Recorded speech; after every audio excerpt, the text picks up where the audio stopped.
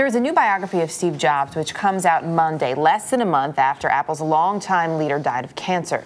The author, Walter Isaacson, interviewed Jobs more than 36 times. And Isaacson tells Steve Kroft of 60 Minutes that Jobs made a crucial mistake after his cancer diagnosis in 2003, and it may have cost him his life.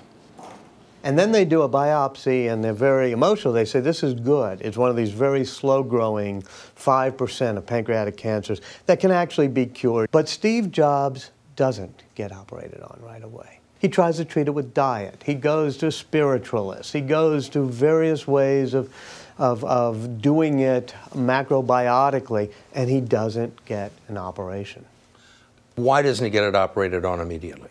You know, I've asked him that. He said, I didn't want my body to be opened. I didn't want to be violated in that way. He's regretful about it.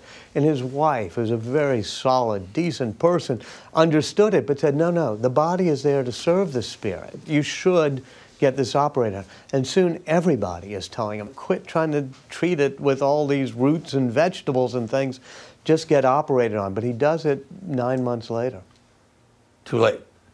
Well, one assumes it's too late because by the time they operate on him, they notice that it has spread to the tissues around the pancreas.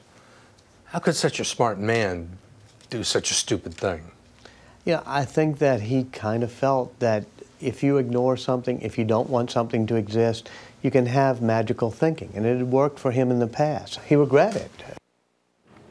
Interesting, though, when you're faced with something like that and you talk to anybody who's gone through cancer, anybody with a family member who has, the decision really has to be made by the person themselves, and so they have to do what they're comfortable with. And that's the decision he made. He said he wanted to write this book or authorize this book so his kids would know him, would know more about him.